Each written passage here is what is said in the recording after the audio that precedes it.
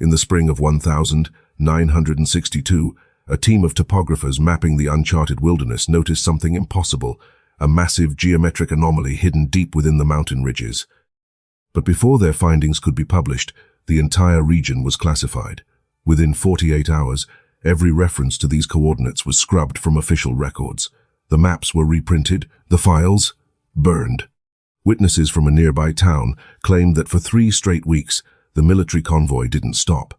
Hundreds of tons of industrial-grade concrete were pumped directly into the earth. They weren't building a bunker, they were sealing something inside. What did they find under the ridge in 1962? And why did the government spend millions to erase a cave that officially never existed? The story begins with Dr. Arthur Vance, a geologist contracted by the government to survey natural mineral deposits. On April 14th, his team stumbled upon a narrow fissure in the rock face.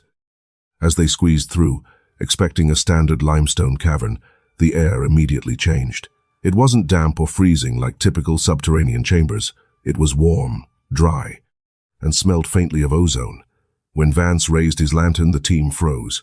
Nature does not build in perfect right angles. Stretching out before them was a colossal corridor, lined with towering geometric pillars. The walls weren't rough stone, they were smooth, polished to a mirror-like finish, resembling a dark, metallic obsidian. But it was the carvings that made Dr. Vance's blood run cold. Etched into the obsidian were thousands of symbols. They didn't match Egyptian hieroglyphs, Nordic runes, or any known ancient dialect on Earth. They looked mathematical, linear, almost like modern circuitry, but carved thousands of years before mankind ever discovered electricity. As they ventured deeper, the corridor opened up into a massive central amphitheater, and right in the center sat the true anomaly. It was a monolithic structure, a flawless black geometric door embedded straight into the bedrock, plunging deep into the lower mantle of the earth.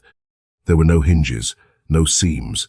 It looked as if it had been cast from a single piece of unknown material. When one of the assistants placed his bare hand against the surface, he didn't feel cold stone. He felt a faint, rhythmic vibration, like a heartbeat or a machine running deep beneath the floorboards of the world. Vance immediately radioed his superiors, believing they had stumbled upon an ancient, undocumented archaeological marvel. He expected a team of historians.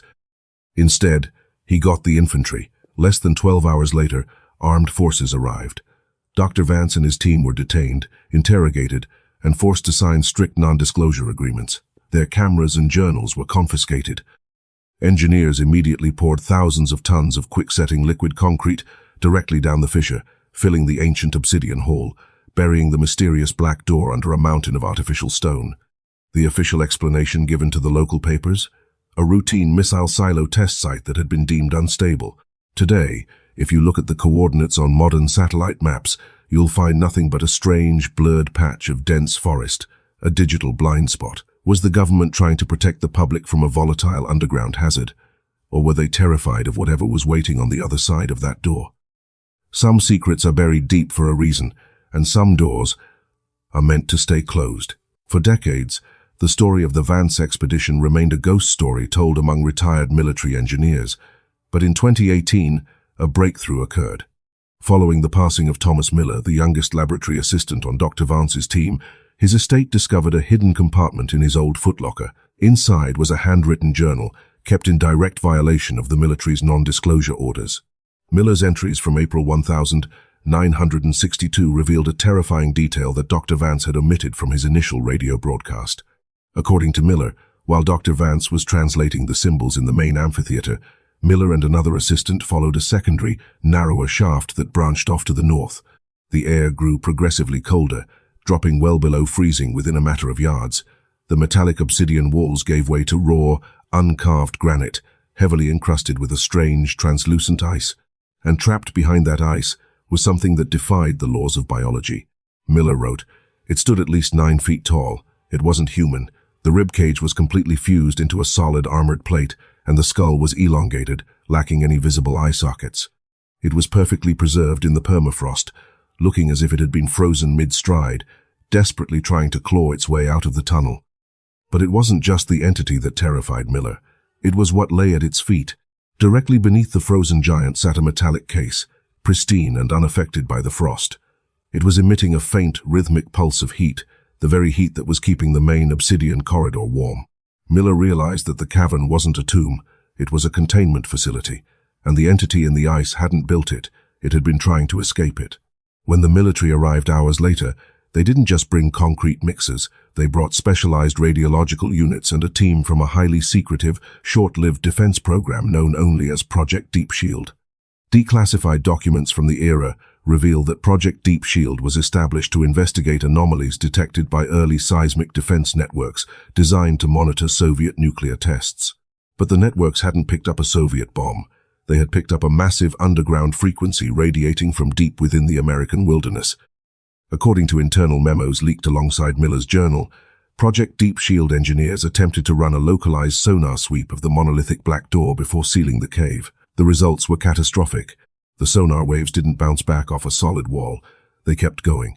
The data suggested that behind the seamless black door lay a hollow space that stretched downward for nearly 3 miles, a subterranean abyss, and at the bottom of that abyss, the sonar picked up movement. Not the shift of tectonic plates, not the flow of magma, but a rhythmic, shifting mass that responded directly to the sonar frequencies. The moment the military's equipment pinged the door, the pulse from the monolith tripled in intensity.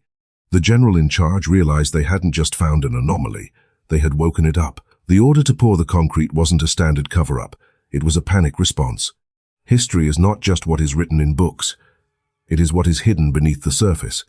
At Warville, we dig deeper into the shadows of the past to bring you the stories that were meant to be forgotten. If this mystery kept you up at night, there are dozens more locked away in our vault. Hit the subscribe button and turn on notifications, because our next investigation into, mention a future topic, for example, the missing submarines of World War II or the Devil's Playground, goes live next week. Don't just watch history, uncover it with us. This is Warvale. Stay curious.